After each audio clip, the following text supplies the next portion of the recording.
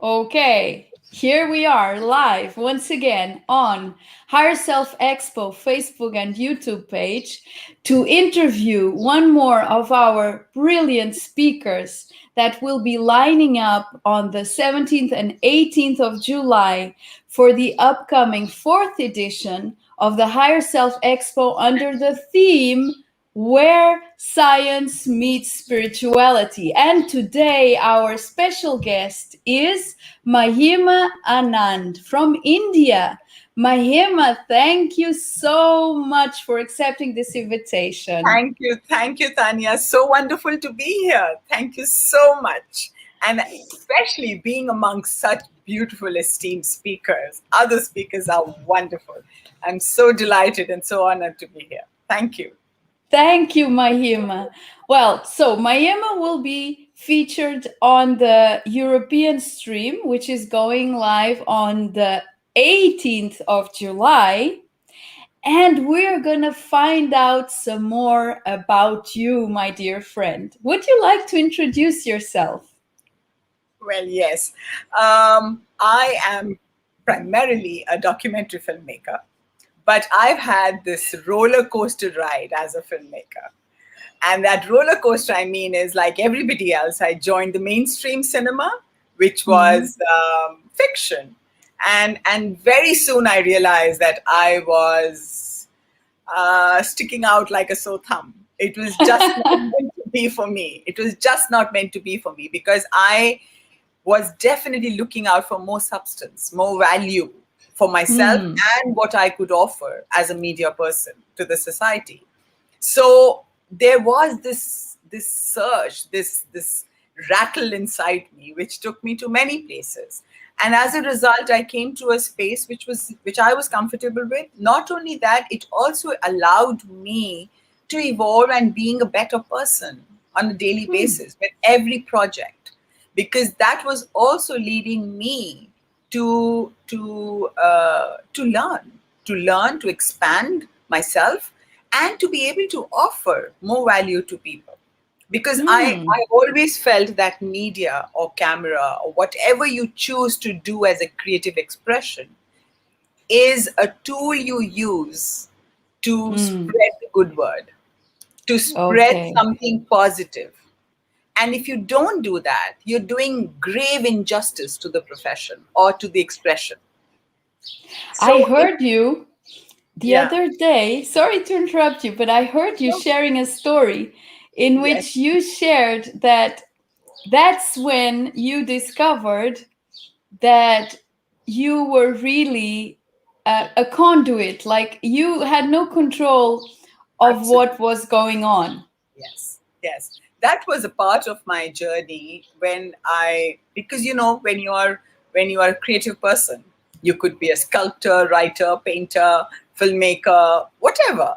But when you are in that creative space, you tend to be in control because you feel your ideas are the best. Your way of working is the best. Nobody can match it. But you reach a space and you say, okay, well, which is where I was thrown into. I was thrown into this well, and I had no clue why I was making that film, that particular film. And it so happened that I was beaten to pulp.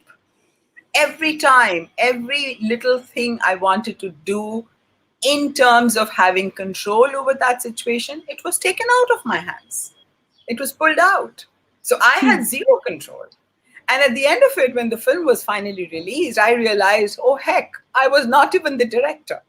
I was not even the director because I was just merely used as this vessel, as this tool or this conduit or whatever you may call that.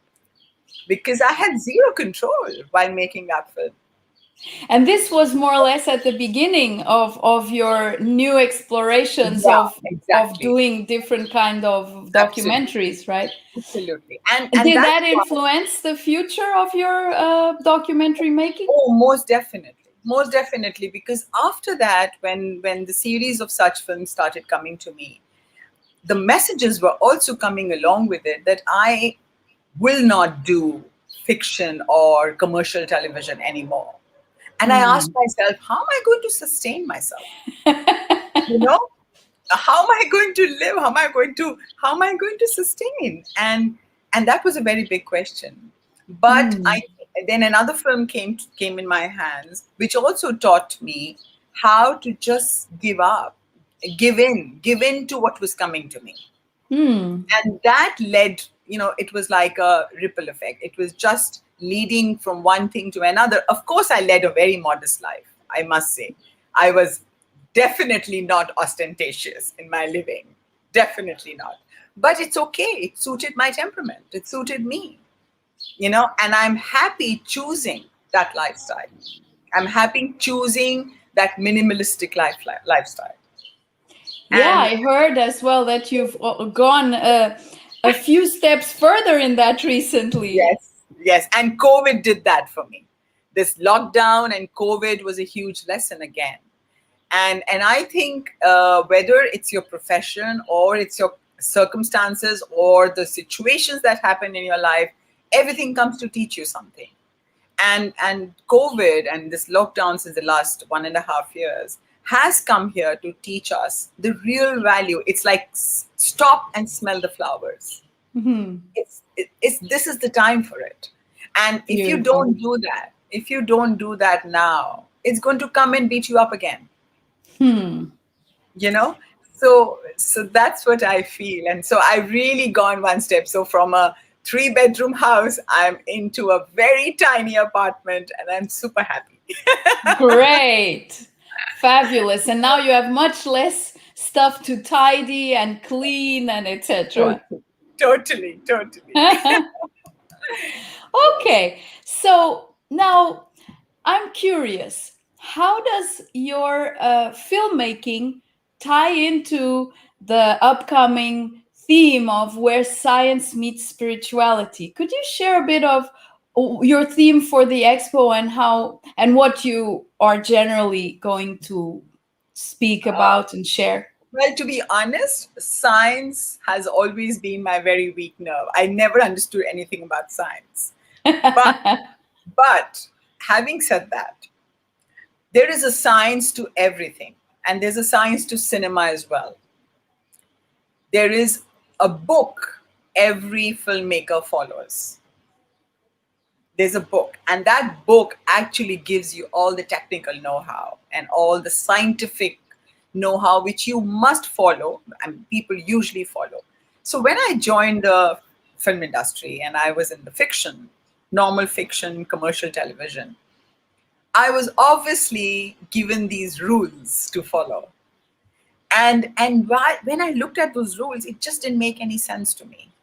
And I Hmm. knew I had to follow them because I was a servant to a broadcaster, and they were expecting me to do something like that, to do it in the right manner, so that Hmm. there are no technical faux pas.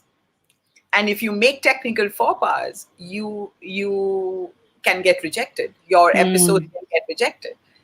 But somewhere while I was filming, I never looked at the book, and two, I had these senior technicians, cameramen, and everything, and every time they would say, "Ma'am, you are crossing the line of access." I said, "Who cares? Who cares?" I feel that this is a perfect moment to capture, and it's coming from the heart, and it's relatable. Everyone would be able to relate to the emotion. I'm not interested, but if I follow what you are saying, it just changes the dynamics. And once it changes the dynamics, it changes the feeling, it changes the emotion, it changes the reaction it's going to give. So I just chased my heart, I just followed my heart. So I you were a Yeah, revolutionary. I was, I wouldn't call it revolutionary, but I was definitely revolting. A rebel, a rebel. I was a rebel because I just could not fall in line with Hmm. what was in the books and what people had been following for years of years. Because for me, it just didn't make sense. Because Hmm. I think if you really speak from the heart, and you kind of extend that into what you're doing or what you're creating, because every piece of creation you do is actually a piece of yourself coming out. Hmm. But if you follow the book, then that gets lost somewhere. Hmm. That gets lost. So I think that's where the whole shift happened in my head, because what it taught me at that time came in handy what I had to take much later on in life.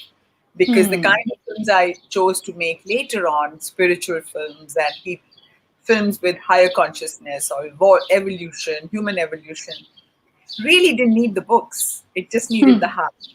It just needed Yeah, the heart. because neither you yourself were in control, as you've shared before. Absolutely, absolutely, absolutely. Yeah. So it was just Interesting. So spirit is also filmmaker. yes, it sure is. It sure is. Actually, the real filmmaker is the spirit. This is just the body which gets used. Yeah. That's all. Yeah, That's all. actually we're all living a film basically. So Absolutely, what could be better than our spirit to create film? absolutely, totally. I completely agree. Yeah, yeah. So, if people would like to access your work or visit your website or your projects, what would you like to share with us today? Um, my website primarily talks about uh, what makes me do what I do, Mm-hmm. what drives me, and what drives me is that I'm a continuous student of life. That's one. And two, the hunger to really know more about God's creation Mm. in every which way. And this hunger, I don't want this to die at any point in time. I want it to go when the body leaves. So that is what my website talks about. It's got a lot of what I feel and what I want to say and what I do and what I am. It's Mm. mostly about that. And my YouTube channel has some of my work, and most recent is the work which I've been doing since last year, and that is called, it's a web series called Shifting Tides. Mm. Now, how Shifting Tides came about is because all of us have an access to the voice of God. But do we hear it? Do we hear it? And when we do, when most of people do, that's the point of transformation. And Mm. that point of transformation, you may call it an aha moment. You may call it may be the most painful moment. It may be a moment of complete calamity. It can be a moment of huge breakdowns in your life. But when you allow that voice which has got you there, when you allow that force to take you or walk you through it by holding your hand, that's when your real aha happens. So it happened to me a few times in life. So I was very curious as to know about other people's stories around the world. Mm. So I reached out to many, many people, and I was very fortunate to find such beautiful beings around the world who came up with these extraordinary stories and experiences they've had. And they are doing phenomenal work because of that transformation. So Shifting Tides is actually about that, about such Mm-hmm. experiences and stories. So YouTube for now is that we are on season 2 currently, and it's getting interesting feedback, and I'm happy that more and more people are coming forward to be featured on the show, which is really nice. And now, as an extension of Shifting Tides, what we are doing is a 5-element global meditation and healing, which is going to be conducted at the end of August, from 27th August to the 31st. And that is about giving hope to people. Mm-hmm. Because at this point, if there's anything that is lost at a collective level, collective global level, is hope. And people have, we are all suffering equally. we are all suffering equally, because it's the first time in history that as a collective whole humanity has been struck with such calamity. And when we have been struck, which means that something is talking to us and telling us to stop. Mm-hmm. And I think it comes from the five elements, because as within, so without. So, what the elements we see outside, we have within us. And what we have within us have to be in perfect synchrony, perfect alignment. Only then there is harmony. And obviously, the elements outside are not in harmony. Some part of the element is suffering, and that needs to be put back in alignment. Mm-hmm. And to be able to put back in alignment, it is necessary that we all join hands. And collaboration is the key word. Like what you are doing, Higher Self Expo, is all about collaboration. It's all Mm. about uniting, coming together, holding each other's hands, and taking each other ahead, because it is no longer an individualized society. It Mm. is a collective society. It's all about joining hands. It's all about us now. It's not about I anymore. Right. And basically, it's about realizing that suffering can end with just one breath of surrender. Absolutely. Absolutely. I so agree with that. Yeah. So that's what we are working towards, and Mm. it will be up on the website and YouTube channels very soon. Mm-hmm. And it will be more of an interactive play before that, before the show event actually goes up, because we want more and more people enrolled into it and coming forward and taking the fruit of it. The takeaway has to be very very strong and impactful, because we want a big change on planet Earth now. You know, Mm-hmm. yeah. Okay, brilliant. And the change is right here. I've got someone here, Katarina is commenting, and she is saying, just in sequence with what you were saying, I'm learning the dynamics of living my life from the heart and is exactly creating the piece of our own life. So true. Basically, creating the work of art that we are capable of creating. Absolutely. So, this has been a wonderful introduction. I really look forward to listening to more of your wisdom during the Higher Self Expo, where Thank you. science meets spirituality on the 18th. Yeah. Please tune in, everyone, and you can go to the Higher Self Expo webpage as well to register. Though this will be featured on live on YouTube and the Facebook page as well. We are welcoming donations because this is a free event, and in order to keep it going, any donation that you'd like to make is very welcome. So anyone of you out there that like to register and donate, thank you very much. And And Mahima, congratulations, and wish you all the very best, Tanya. Really thank you wish you very all the much. very best. Yeah. So in Portugal, we will be streaming the European timetable. Me and Rui Vasques, my co-host from Live with Earth project. The first stream will be in the US with Zane Daniel, the organizer, the creator of the Higher Self Expo, and Geraldine Orozco.